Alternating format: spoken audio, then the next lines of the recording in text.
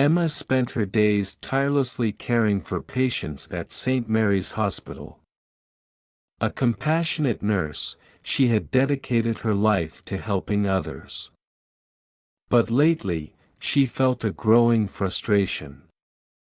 Living in a bustling tourist city, she frequently encountered visitors who spoke English, yet she could barely communicate with them.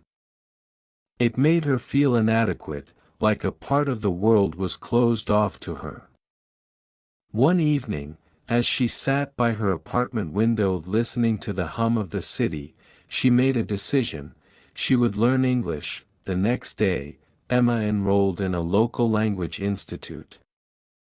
The teacher assigned to her class was Daniel, a man with a calm demeanor and a passion for teaching. Daniel had been teaching English for years and had a reputation for his patience and ability to inspire even the most hesitant students.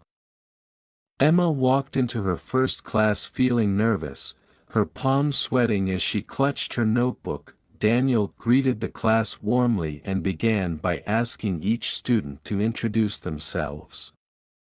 When it was Emma's turn, she stumbled over her words, her cheeks flushing. Daniel smiled and reassured her, "You're here to learn, Emma. Mistakes are part of the process." His kindness eased her anxiety, and for the first time, she felt hopeful about her journey. The weeks turned into months, and Emma's confidence grew. Daniel's teaching methods were engaging, and he often used real-life scenarios to help his students improve.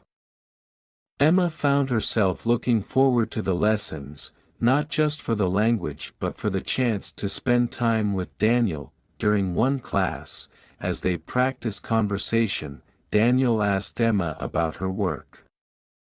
She spoke hesitantly about her job as a nurse, sharing stories about the challenges and rewards of caring for others. Daniel listened intently, his admiration for her evident in his eyes. As their lessons progressed, their conversations became more personal. Emma learned about Daniel's love for literature and his dream of writing a novel. Daniel, in turn, learned about Emma's dream of working abroad to gain more medical knowledge. Their bond deepened, and soon, their interactions were no longer confined to the classroom. They began meeting at a nearby cafe after lessons, sharing coffee and conversations that stretched late into the evening. One evening, after a particularly long lesson, Daniel walked Emma to her car.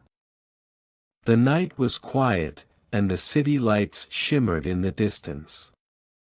"Emma," Daniel said hesitantly, breaking the silence. "I think I've come to care about you, more than I should as your teacher." Emma froze, her heart racing. She had felt the same way but had been too afraid to admit it. "Daniel, I don't know what to say," she whispered. "You don't have to say anything," he replied, his voice tinged with sadness. "I just needed you to know." The moment lingered, charged with unspoken emotions, until Emma's phone buzzed. It was the hospital calling. There was an emergency, and she was needed immediately.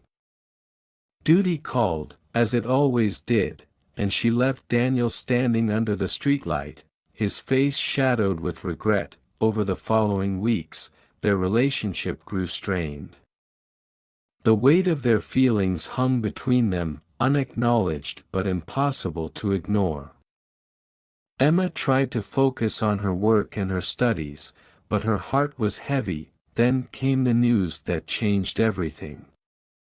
Emma was offered a prestigious scholarship to study advanced medical practices in another country, a chance to achieve her dream. But it meant leaving behind her life in the city, and Daniel, when she told him, Daniel's face betrayed his emotions despite his effort to remain composed.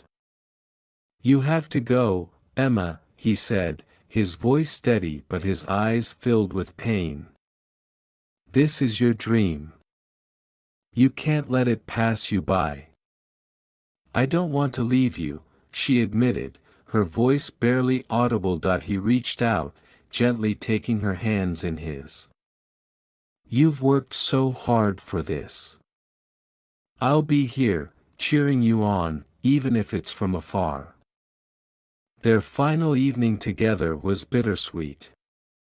They met at the cafe where they had shared so many conversations, now sitting in silence, each lost in their thoughts.